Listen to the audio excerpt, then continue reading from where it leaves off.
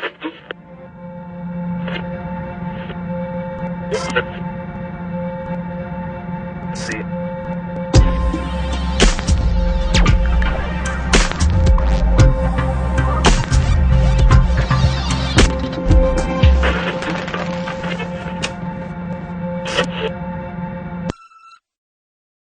Hello friends, my name is Satchel like a bag Drakes, and welcome to Anti-Semantics, a show where we will be concisely looking at select intriguing points of the game at hand. This one is Fez. In Fez, you wake up as a squishy 8-bit Michelin Jr. You've received a letter from a presumably old man, appropriately named Geezer, who wants to meet with you. In your short trek to find him, the premise of the world you live in is laid out. You live in a comically self-aware two-dimensional world, filled with people who have a theoretical disdain for the third dimension. Cubes are commonly referred to as devil squares. Gomez finds Geezer, and he's told that he is destined to go on an adventure, and then a huge foreign cube is summoned that abducts him and bestows an ethereal Fez cap from the sky. This Fez allows you to access the backbone mechanic of this game, rotating a two-dimensional plane into the third dimension. Not too long into the game, a Navi-esque companion joins Gomez and tells him that there's a world beyond his present village, and dimensions beyond what is currently understood. Cubes must be collected in order to open the doors to these different worlds. 8 cube shards form 1 cube, and you're tasked to collect them all in order to prevent the universe from collapsing on itself. For the most part, Fez seems charmingly aware of itself, with things like hyper-conscious dialogue, an unforgettable system reboot, and intentional in-game glitches as you progress. The game you're playing feels like it has its own personality, apart from the obvious adventure it presents. Not many titles can successfully contrive such an existential experience. Filmmaker Nick Murphy illustrated it best by assessing that Fez is the piece in an art gallery you look at that looks right back at you. It has an attitude, and I couldn't phrase it better. From the branding to the start screen, menus, and select aspects of the game, Fez falls victim to the classic principles of retrofuturism, a movement spawned out of the Italian art and social movement from the dawn of the 1900s. Classical futurism, as it were, embraced the aesthetics of industry, technology, and the physiological assets of machinery. Straying from the principles of the original manifesto that influenced film and literature, retrofuturism is a design-oriented fixation on space, auroras, sharp edges, and polygons. Think Zone of the Enders.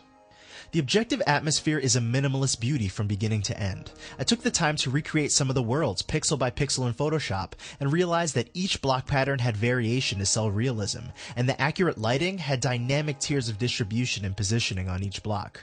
Seeing the 8-bit transposition of light leaking through the trees in an expansive forest, or the damp eeriness of a world shrouded in a cloudy thunderstorm was unforgettable and gallery-worthy. Probably the most visually engaging element implemented in this game's environment is the phasing of the sun. Very much like Proteus, the artful approach of having each new world reflect a new time of day or weather condition makes it feel like the game is alive, as if when you turn off your console or computer, things are still going on without you. Considering there are escapist undertones to this game, verbally confirmed by Phil Fish himself, it seems very fitting to convey that. It's like when Surge first comes across his grave in Chrono Cross, out on a cliff at sunset. You hear the sea breeze, you watch the pinkish autumn palette of the sun going down, and it's one of the few moments in the game where the music is lifted, because it's unnecessary. The tranquil environment has you already. Fez is journeying without opposition. The most intimidating thing that stands in your way is a challenging puzzle or a tricky platform. There are no health bars or combat. You're collecting things and taking the world in, and that's seemingly enough. It's pretty common for a game to give you a set number of lives. 1 to 3 lives are the convention. A loss of these lives yields a game over that will most likely push you back a few milestones as punishment for your mistake. The tradition can be attributed in part to the arcade, where the most popular video games first existed. A quarter gave you a chance, and if you lost it, you paid up. The appeal of the continue screen was to get you fidgeting for quarters, not test your console controller reflex abilities. This tradition stayed alive a lot longer than it needed to, and existed in games that didn't even have an arcade port. Fast forward to now, a time when most arcades are either dead or struggling to pay rent. This model seems to be dying with them, with Fez as one of the first popular games to ditch this necessity. Dying triggers an instant respawn, which some may view as too forgiving, and others may view as attention garnering. I say that Fez is not so much about surviving as it's about adventuring and collecting.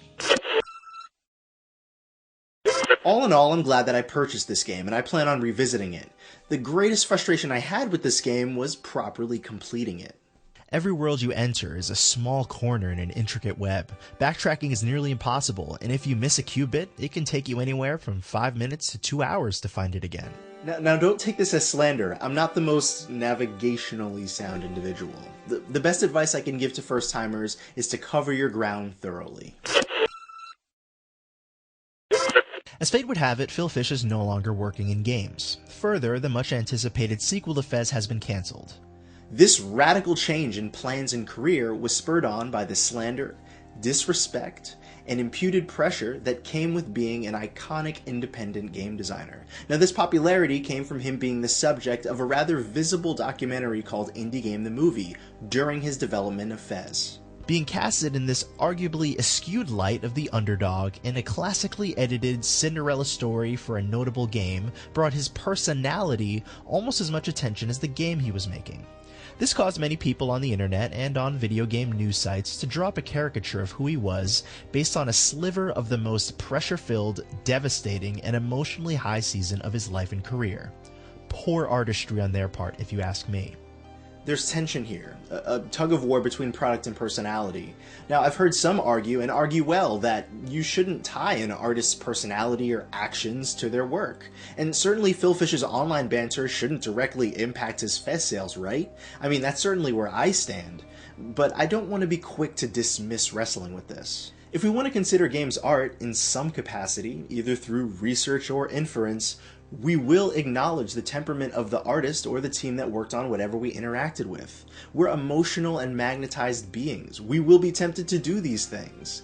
We've all felt that disappointment when someone we look up to, either someone who's made something very captivating for us or someone else, fails to respond to a particular situation in the way that we'd hoped. Now, I could get hyper objective about it and say that, well, those people are really irrational, and maybe I'd be right, but this is a real struggle for people, so rather than dismissing them, let's talk about it. I may not be thinking, oh Phil, as I play through Fez the whole way through, but as John Blow mentioned in the documentary, and as countless game designers from game jams and conventions tell me, there is a desire to make a personal connection with the player. That's a two-way street. It's why contemporary art museums have curators, panels, and audio guides. This element of personal expression was also the draw for Indie Game the Movie. Game developer and writer Chris Franklin coined it best when he said that Indie Game the Movie would be more properly titled as Starving Artist the Movie. Only I don't see it as a slight as much as an unveiling. Maybe games, like any other expressive medium, serve more as a window or a mirror rather than an altar, revealing something behind the piece rather than the piece itself. Staring at bottles of paint does nothing for me. However, looking at an expressionist painting of Totoro or something may serve as a callback to a peaceful time in my childhood. This connection between personality and game development, more than anything, proves that people are connecting with their content, but when it gets abused by the expectations of the media and disgruntled fans, it most definitely can be a real problem. Maybe we can help the situation by really thinking about where we invest our heaviest expectations. Let me make things clear. I personally don't believe that Phil Fish's temper should impact the sales of his game. However, people who refuse to buy because they dislike him are completely entitled to their sentiment. But let this bake your noodle. If one's work and one's life should be naturally perceived as separate, were supporters irrationally upset when Kony 2012's Jason Russell was arrested for masturbating in public and vandalizing vehicles? Is it okay that your treasured nonprofit visionary, self-help author, counselor, psychiatrist, pastor don't live out the ideas they exhort or infer? Is business really just business? In some cases, I don't know. Are these examples perfectly applicable? I'm not entirely sure, though I think they could be argued. I think the fact that there isn't a universally praised answer for something that seems so fundamental counts towards wondering why. I think the bigger question is this. What is it about us that makes us want to elevate these relatively talented creators into ultimate ones, with flawless living standards and values we know have rarely, if at all, been kept by anyone?